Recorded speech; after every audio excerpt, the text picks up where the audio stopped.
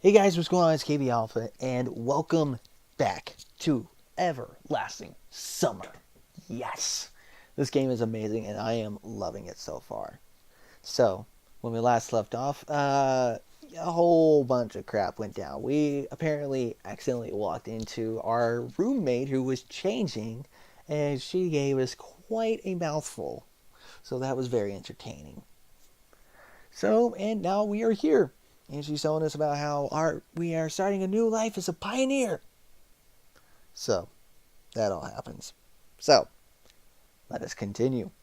It would be good to know where that here is, but it would just happen. But, okay. We came to the square. The pioneers were already lined up. What, is somebody not here yet? Nope, all here. She looked around at her brave pioneer troops. Alright, go stand somewhere. Weird. Why did she tell me there are no more sleeping places? Wait, what? This is it? Yeah. While the chief was running her mouth about our plans for the week, I stared at the people. A few heads away from me stood Electronik. A little further, Lena and Slavia. At the end of the line, Ulyana, and Alyssa. Everyone I had met was here. Olga Dmitrievna spoke about some competitions, and I turned my attention to the monument. Genda. I could not remember any revolutionary with a similar name. He had a weird posture, too, as if he was looking around with distrust, maybe contempt, or even disdain. Probably some local leader. Daydreaming again? Slavia brought me back to reality. Olga Dmitrievna stood nearby. Still remember the plan for the week? The plan? I will never forget the plan. Perfect. She looked at Slavia. Did you bring it? Yes. Slavia handed me a piece of paper. It's a checklist. There are 4 tasks to check off. Do it all today. Before you start, sign up for a club. There are some clubs in the clubhouse and a musical club in a separate building. Then, visit the infirmary. And finally, visit the library. Got it? Yes. The checklist seemed like a good place. KB, you need to focus. Shit. The checklist seemed like a good chance to find out something, since I had to go to places I haven't been before. Now come on, start right now. What about lunch? Don't worry, I'll bring you some more sandwiches. The checklist is more important. Yes, anything is more important than food. I highly doubt that. They don't say that the way to a man's heart is through his stomach for no reason. We love our food. We love it. Not to say that girls don't love their food either, but that's one thing you do not doubt about guys, is that they love food. Good luck. Sorry, I hit that a little early. They departed too fast for me to ask anything else. Miss breakfast, I'll miss lunch too. This ain't good. Maybe I'll manage it in time somehow? Lunch starts at 1 p.m.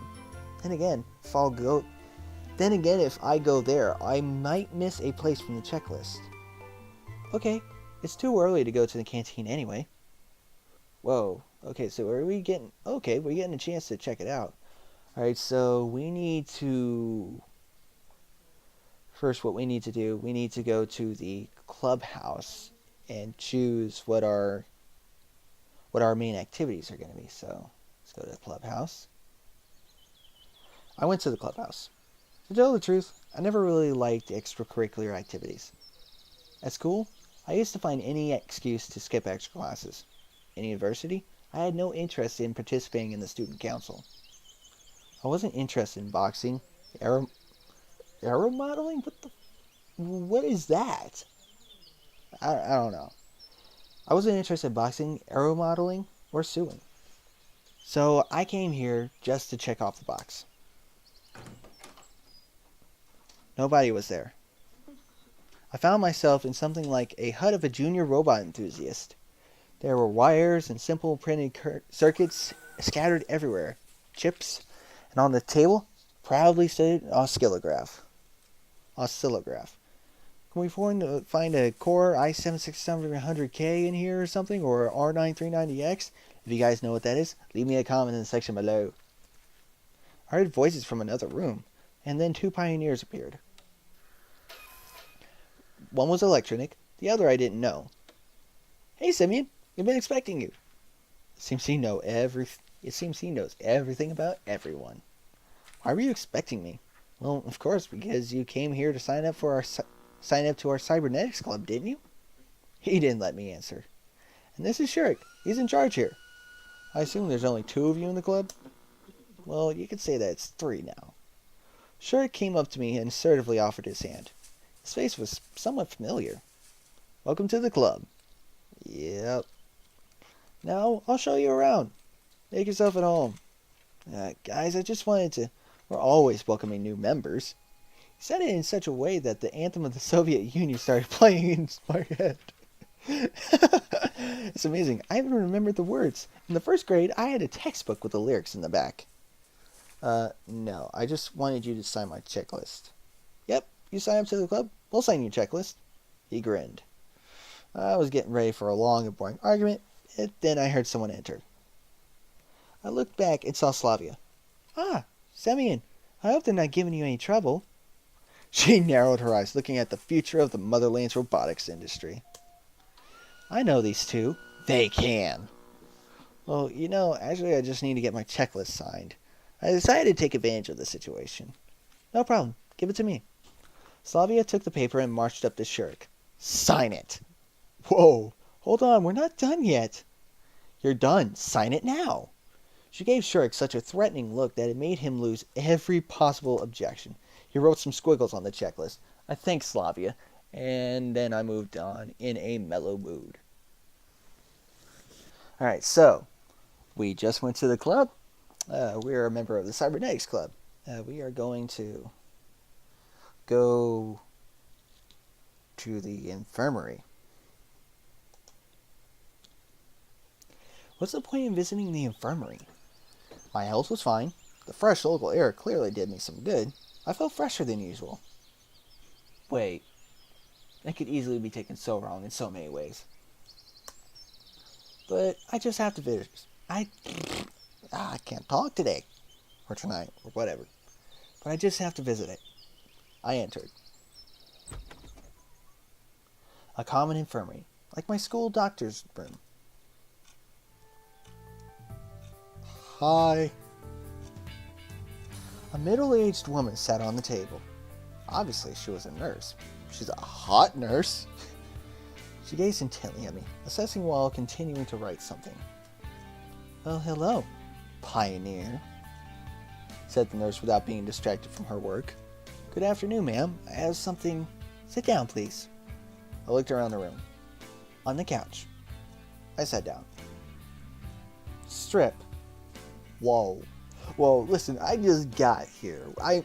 We've exchanged like 10 words. I don't think we're ready for our relationship to go that far. She said all of it with an even tone. What for? To inspect? To osculate? To check on your health? By the way, my name is Violetta, but you can call me Viola. She turned to me. What are you waiting for? Strip.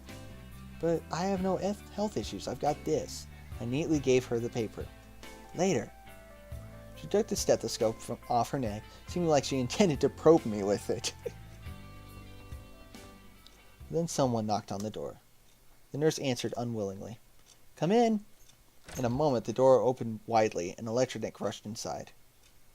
Hello, I fell during the football game.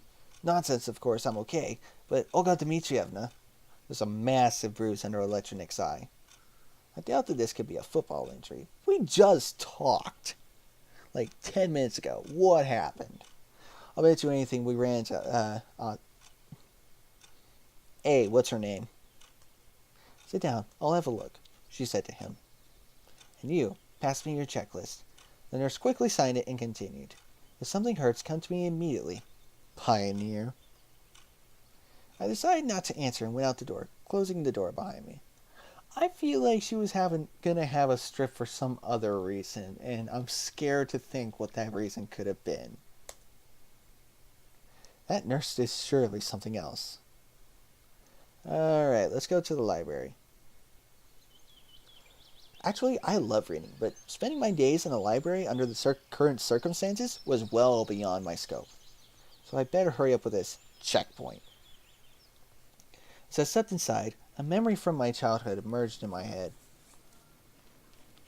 It was very vivid. I'm 7 or 8 years old. I'm at the library with my mother. While she's looking through the books I might need for my studies, I'm sitting in the corner and looking through their collection of comic books. Back then, I didn't know why they had so many, or why I couldn't take some with me. The notion of collective property was something my mind hadn't grasped yet at that age. However, back then, the whole concept of property was pretty hazy to me. I think they meant back then the whole concept. This memory seemed even stranger now, while I was standing in this particular camp, where they might have managed to build communism in 3 years. Soviet symbolism was all over the place, and the shelves were full of related literature. Of course, I wasn't planning on reading any of these. Getting acquainted with a full collection of books by Marx was the last thing on earth I would think of. Where's the librarian? I didn't spend much time looking for her. And she's knocked out. I looked closely. Short hair, thick glasses, rather cute face. She was snoring so peacefully I couldn't just wake her up. I can wait. If she doesn't wake up in half an hour, maybe then. I couldn't just sit there, so I took a random book from the nearest bookshelf. Arthur Schopenhauer, The World as Will and Representation. I opened it roughly in the middle and started reading. The life of a man, with its endless upkeep, wants and suffering, is to be regarded as the explanation and paraphrase of the procreative act, the absolute claim of the will to live. And furthermore, it is also the reason the man owes nature his death, and thinks with anxiety of this death. Is this not the evidence that our existence involves guilt? At any rate, we always exist, from time to time paying with death for our birth. We always exist, and alternately bear all the joy and sorrow of life, since neither or both can pass us without some effect. That is a result of our stated will to live. Thus the fear of death, which in spite of all the miseries of life holds us firmly to it, is really elusive. But just as elusive is the impulse which has attracted us into it. This attraction itself may be seen objectively as the mutual longing glances of two lovers. They are the purest expression of the will to live, in its affirmation. How gentle and tender it is. If it wants happiness, and quiet pleasure, and mild joys for itself, for others, for all. Someone knocked on the door. I closed the book quickly and put it back in its place. What a nice habit, knocking on the door. I should pick it up. Obviously, it's also considered common sense and common manners. It was Lena. Oh. Hi. I smiled. Hi, I just wanted to return a book. She had the copy of Gone with the Wind that I saw yesterday. Xenia is sleeping. I'll come back later. I'm awake. I turned around in surprise to look at her. She eyed me closely from behind her table. What is it you wanted? I need you to check here. Give it here. She quickly signed the paper and gave it back to me. She had this look on her face that made me want to keep quiet. Lena came up to her to return her book. I thanked Xenia and went out. Wait, do we have to go? Oh, the dining hall is no longer available.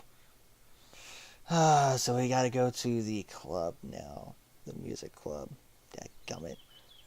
The music club, a small one-level building, was located some distance from the other camp buildings. I opened the door and entered without hesitation. Are we gonna walk in on someone else? Guitar! Yes. I love playing guitar. There were enough instruments for a whole orchestra here. Drums, guitars, even a piano. I spent some time looking closely at every instrument, wanting to guess the time period they were from, but suddenly I heard a crawling sound coming from underneath the piano. I'm not a pervert, but I'm going to say that is a very nice angle. The girl looks like she was looking for something. She was standing on all fours in such a suggestive pose that I hesitated to speak at first. Excuse me. Ah! Who's there? Ooh, that sounds like it got her hurt. She tried to stand up, but the bottom of the piano prevented her from doing so. Ouch! She struggled out. Oh, hey, cutie. I like this. Sorry, I scared you. It's nothing. Oh, you got a checklist. You must be new here? Ah, yes. My name is Miku. No, really, I'm serious. Nobody believes me. It's my real name. My mother is Japanese. My dad met her when he was building... Well, it wasn't him he was building. He's an engineer. He was working on a nuclear power plant there. Or a dam, or a bridge, whatever. She was talking so fast she swallowed half the words she tried to pronounce. I'm Semyon. Great. Want to be in our club? It's only me here now, but it will be the two of us then. Do you play anything? When I became antisocial, I picked up a guitar. Yes, something I relate to with this guy. And honestly, I find this girl really cute. I think I might go for her. When I became antisocial, I bought a guitar and learned a few chords, but then I forgot about it since I quit everything that required more than a couple hours to learn. You know, I wasn't planning to do anything like that really. Oh, it's okay, I'll teach you. Maybe a trumpet, for example? How about a violin? I know it all, honestly. There was no point in arguing with the orchestra girl, since there was only another cascade of words waiting to blast at me. Hey, I'll think about it. Can you just sign it for now? Yes, sure, give it to me. Be sure to come around. I sing too. I'll sing you some Japanese folk songs, or maybe if you're not into that, something more contemporary? Sure, thanks. Gotta go now. Of course, come here. Oh, she likes me. She blushing hard. The end of her sentence stayed inside. Might be nice to hang around with the guitar in the evening, but in such company. I turned to leave and came face to face with Alyssa. She eyed me suspiciously. Why did you come? The checklist. Got it signed? Yes. Then move it. Damn. Alyssa went inside and I hurried to leave the place. ... Finally, I got all of the signatures. Now I had to get back to Olga Dmitrievna and give it to her. And we will continue this in the next episode. Sorry I dropped this on you guys, but as always, I will see you guys in the next episode. Peace out.